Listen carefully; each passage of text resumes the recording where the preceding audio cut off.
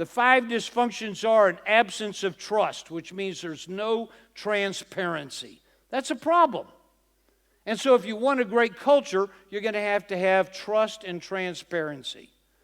There's a lot of times the culture of an organization is undermined because there's a fear of conflict.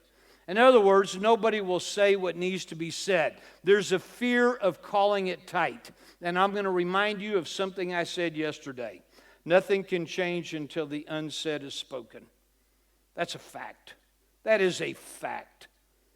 It ain't going to change unless somebody's got the courage to say it. Fear of conflict, a lack of commitment.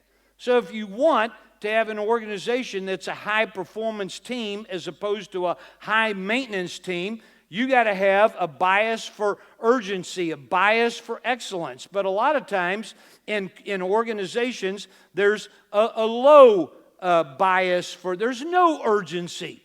And they tolerate mediocrity instead of tolerating excellence. In a high-performance team, there's accountability and a culture.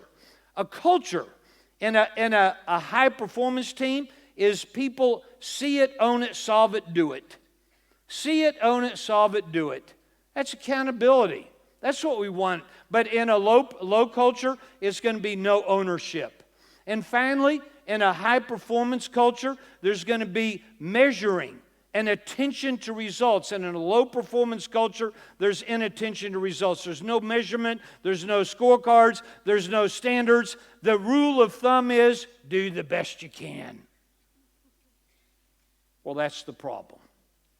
Problem is I got a bunch of people trying to do the best they can instead of delivering on the outcomes and the deliverables that we need in order to be successful. This is a cultural statement. What you're looking at up here would be a bad culture. The flip side of this would be a great culture. And you'll notice this has nothing to do with a nap room or the jelly beans in the kitchen.